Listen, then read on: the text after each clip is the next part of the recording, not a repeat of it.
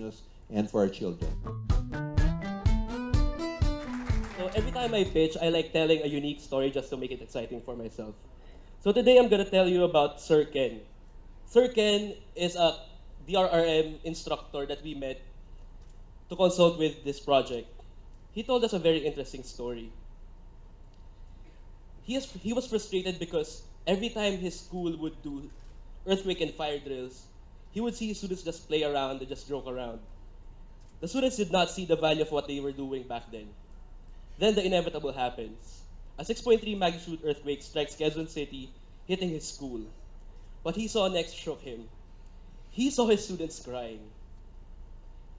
They knew what to do during the earthquake, but because they were panicking, they made mistakes. Mistakes that they did not see during the drills. Because of this, he thought that the current practices are not enough.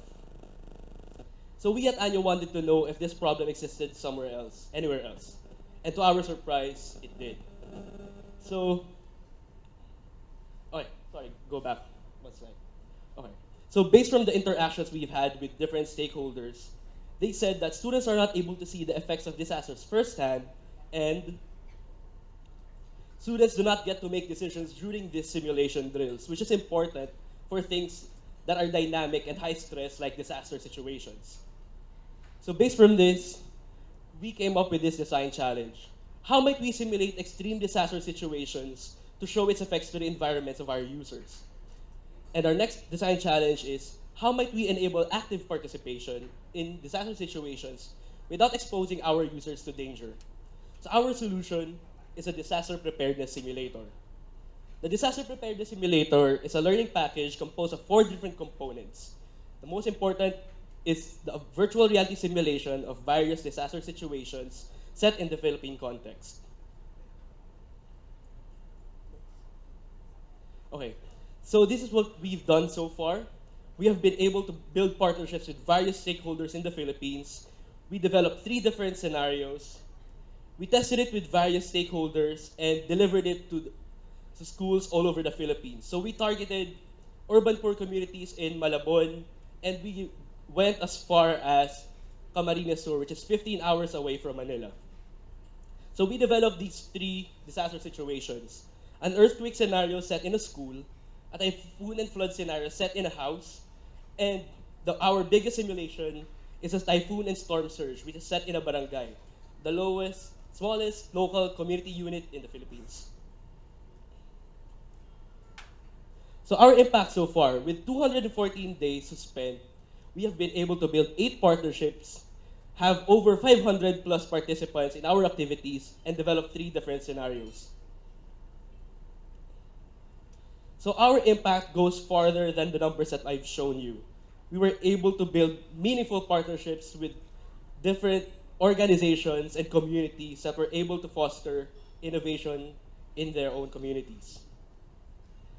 So the next design challenge we want to take on now is, how might we be able to sustain the project so we can continue distributing the system for free? If there's one thing we want to highlight, is that we don't want to sell our product. We want to distribute it for free.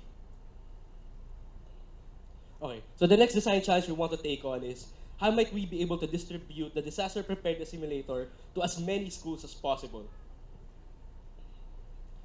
So in the next cycle of the disaster preparedness simulator, we need funds to sustain the project, and we need partnership opportunities to bring the disaster preparedness simulator to as many schools as possible. We just need 18 months to do it, and we will deliver. Okay? So thank you very much for listening. The disaster preparedness simulator was able to help Ken and his students. We believe that if we take this even further, we will be able to help people who have the same story as them. So I am Patrick Nawi, and if you learn with Ania, you learn to the max. Thank you. We are BL18, Tech for the RRM. Noah built the ark on a sunny day. Why? It's because Noah has that special information, advanced information, very crucial information. 3 years ago, Typhoon Sinyang caused massive flash floods in Karkar City, which wrought damage and affects hundreds of families. At 2 o'clock in the morning, Edna Quizon and her family were awakened by the commotion from outside. People were shouting that there is flooding. They went outside only to realize that water level is waist deep already. As noted in the video a while ago by Edna, damages from Typhoon Sinyang could have been minimized if only they were able to anticipate and prioritize their activities. What if we have a system that will announce the lead time before it gets flooding? What if there is a way to easily access water level information in your nearby rivers during heavy rains and during typhoons? Most DRRM units closely monitors the water level rise in rivers using visual markers. When there is critical level observed, the DRRM volunteer will inform the DRRM office, which then notifies the barangay DRRM that there is an imminent danger. And then volunteers from the barangay would go to the communities with megaphones to announce that possible flooding. Other LGUs are using sensor-based monitoring systems. Water level rise is monitored by the DRM office through the internet. Information is relayed to the barangay DRMO again, and then volunteers would go to the communities with megaphones again to inform of the possible flooding. It really takes time, no? Those precious time, and consumes a lot of manpower. Is there a better way? My friends, I gave you SolveX38, the Intelligent Flood Warning and Monitoring System. From April to November 30 last year, we co-developed and tested SolveX38 with the community of Karkar. SolveX38 aims to answer flood warning and monitoring concerns. Upon detection of critical water level rise, SolveX38 will text all enrolled mobile numbers in the system and broadcast contextualized information of the time remaining before the flood via the public address.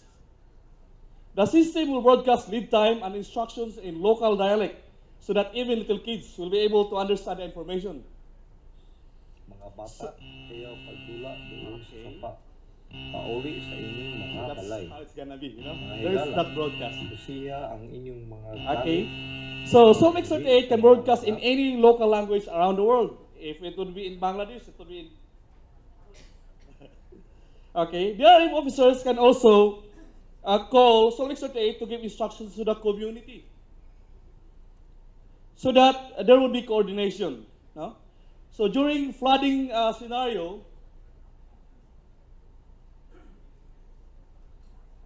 during flooding scenario, the DRMO will be able to address the community. Know that help is on the way, that the volunteers are on the way, that the trucks are on the way to evacuate them.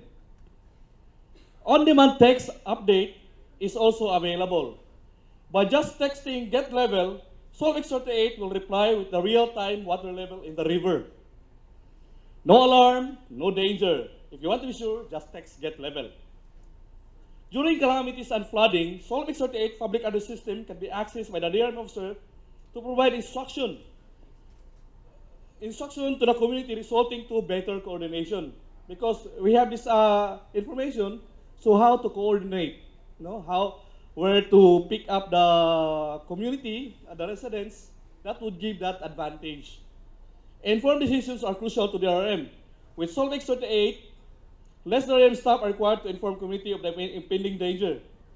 The community will execute contingency plan based on the information broadcast. Community volunteers are the first responders in event of flooding and other calamities. With SolveX38 in your communities, we can save properties and lives. So what's next for SolveX38? We want to take this journey further, and this time with you. We are looking for NGOs to co-implement the system in your respective projects. And also, we are looking for interested LGUs for the implementation of SolveX38 into their flooded communities. Looking forward also for further research and development to to maximize system design and come up with a real-time flash flood warning system. No, flash flood warning system. So that in any event there is a flash flooding, so the community would be warned beforehand. It gets the flash flood would be in the area. For more information about our project and activities, please visit our booth so that we can explain more about this project. Thank you. Yes, it's the very famous